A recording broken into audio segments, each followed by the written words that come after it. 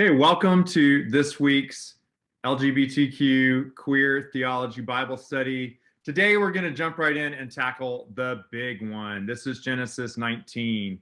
This is the story of the destruction of Sodom. If you recall from our prior week's discussion, we're sort of testing two theories. What was the sin of Sodom?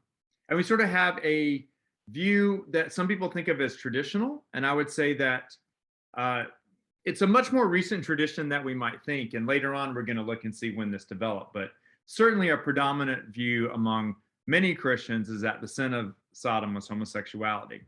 And as we talked about, there's certain assumptions that go into claiming that the sin of Sodom was homosexuality. And that sort of means that we're going to have to look at these early Genesis stories as the basis for our sexual ethics. So we're saying, these stories are actually talking to us about sexual ethics, and that's our takeaway. 2 bullet points: Abraham is righteous, Lot is righteous, and they provide a model for our sexual ethics. And then the 4th bullet point is everyone in Sodom is gay. If we talk about the alternative view and the sin of Sodom as a failure to provide hospitality, there's assumptions that go into that, and they're very similar. And that we need to look at them as the basis for our ethics on how to treat strangers. We're going to think of Abraham and Lot as righteous and look to them as providing a model for how we should treat strangers. Let's do a little review of what we've talked about in previous weeks.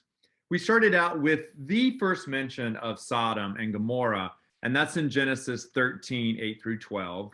This was after leaving Egypt, Lot and Abram, that's Abraham, who he becomes later. They part ways, and Lot decides to take his family and property and settle near Sodom.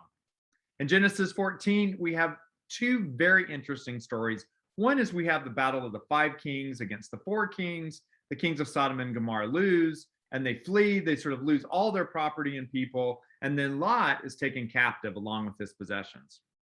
In the second part of that chapter, Abram finds out about this. He rescues Lot. He recovers the property of the king of Sodom, but then Abram refused to take the share of what he recovered from the king of Sodom. The king of Sodom offered him and said, hey, here, take a share since you recovered this from me. But Abram didn't want to be indebted to the king of Sodom. And so he only took how much his men had basically kind of eaten and sort of just compensating his men for what they'd done. We looked at Genesis 15 through 17, just to give some more context. Let me talk specifically about Genesis 16 here. This is where Abraham and Sarah, and notice her with an I, not an H, can't have a child. Sarah offers her Egyptian slave girl Hagar to Abram as a handmaid. Hagar gets pregnant. Sarah gets kind of ticked off about it and forces out Hagar. Angel tells Hagar to return, and we have the birth of Ishmael. Genesis 19, Abram's 99 years old, and God makes a covenant to him that's sealed with circumcision. Genesis 18, we looked at last week. This is sort of the immediate context of our story where the Lord and 2 men, they appeared as 3 men to Abraham and near the oaks of Mamre, and Abraham invites them in for a meal, which this elaborate meal that Sarah has to prepare. And later on in that chapter, the Lord tells Abraham that he and Sarah will have a child. Sarah laughs, and then God has left, and Abraham has gone out with them as the people, his guests, have walked away, and God's wondering whether he should tell Abraham about the plan to destroy Sodom. And this is the line that we'll see, and this is where we have the reference to Sodom's sin. And so the Lord says, how great is the outcry against Sodom and Gomorrah, and how very grave their sin. Talked about this previously. We don't really get any insight here as to what's going on. Right after God tells Abraham about it, Abraham sort of barters with God and tries to get God to save Sodom. And after going from 50 to 45 to 40 to 35 to 30, Abraham gets God down to 10. So if there are 10 righteous men, God has promised not to destroy Sodom. So again, we had sort of looking at these stories in light of our assumptions. Then if this story that we're going to get to is about homosexuality, then we sort of have to say that, well, Abraham is righteous, and it provides a model for our sexual ethics by sleeping with Hagar and so having a child with someone who's not his wife, the handmaid's tale. And then if we look at it from sort of our other assumption that we're testing out and how to treat strangers, we'll look at this point that Abraham is righteous and he provides a model for how we should treat strangers by providing food and shelter to the men and traveling with them for a little bit on their journey. So now we're going to get into the meat of this. I'll just take a break. I'll take a moment and see if anybody has any questions about what we had talked about previously. Anybody want to weigh in?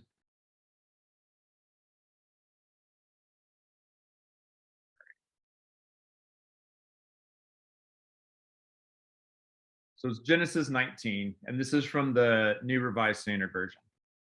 The two angels came to Sodom in the evening, and Lot was sitting in the gateway of Sodom. When Lot saw them, he rose to meet them and bowed down with his face to the ground. He said, "Please, my lords, turn aside to your servant's house and spend the night and wash your feet. Then you can rise early and go on your way." They said, "No, we will spend the night in the square." But he urged them strongly, so they turned aside to him and entered his house. And he made them a feast and baked unleavened bread, and they ate. Before they lay down, the men of the city, the men of Sodom, both young and old, all the people to the last man, surrounded the house. And they called to Lot, "Where are the men who came to you tonight? Bring them out to us so that we may know them." Lot went out the door to the men, shut the door after him, and said, "I beg you, my brothers, do not act so wickedly. Look, I have two daughters who have not known a man. Let me bring them out to you and do to them as you please. Only do nothing to these men, for they have come under the shelter of my roof." But they replied, "Stand back." And they said, "This fellow came here as an alien and he would play the judge? Now we will deal worse with you than with them." Then they pressed hard against the man Lot and came near the door to break it down. But the men inside reached out their hands and brought Lot into the house with them and shut the door. And they struck with blindness the men who were at the door of the house, both small and great, so that they were unable to find the door.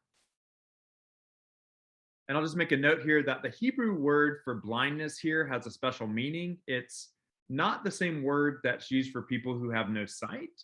It's a particular type of blindness, and the root of the word here is sort of dazzling, deception. It's used only here and in 2 Kings 6:18. And it really means that, it's saying that the men were not able to see the door.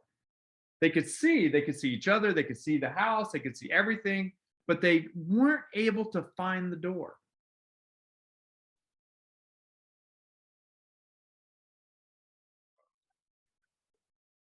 So when I went back and really read and reread the text of this story, and I think about as a queer person, who do I see myself identifying with in the story?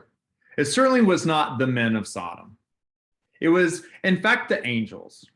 And the angels, because they're disguised as men, so not revealing sort of their true nature, they go to a new place, expecting to receive hospitality and acceptance, as anyone might expect. But Lot sees them in the town square, and he knows that these men will be branded as foreigners, that those in the town will see them as different, and that those in power will commit violence against the angels.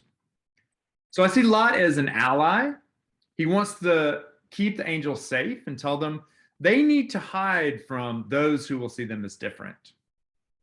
But as we know, those in power do not relent in stomping out those who are not like them. And we know Lot risked a lot to help the angels, but eventually his association with them put him at risk as well. And the angels were only able to escape danger when they strike those wishing to harm them with blindness. And as we talked about, it's a special kind of blindness. It's that the men, great and small, are no longer able to see what they want to see. They no longer see the angels as different. So this saves the angels from physical harm. But what is the impact? of that. So I sort of relate this to how queer people suppress their identity. We maybe change how we dress, walk, talk, act, so that we'll be seen as normal by those in power. And for many, this is the only way to avoid violence. And so the generally accepted term for hiding who you are so that you can be safe is being closeted. And I think about the way that as queer people, we sometimes sort of we have that special kind of blindness that we can strike people with, where we try to hide all the things about ourselves that would make us stand out or be different. And next week, as we continue this story, we'll see God's reaction to this, and God's reaction to the people who are forcing those who are different to be in closets. Well, he destroys the city. And I see God's destruction of Sodom as a wake-up call for us as we claim to be followers of Jesus. Yet we reject the most important part of the law: love your neighbor. In destroying Sodom, God liberated the world from a group of people who had oppressed those who were different. God said, enough is enough. At least in Sodom, those in power would no longer be able to perpetrate violence against those who were different.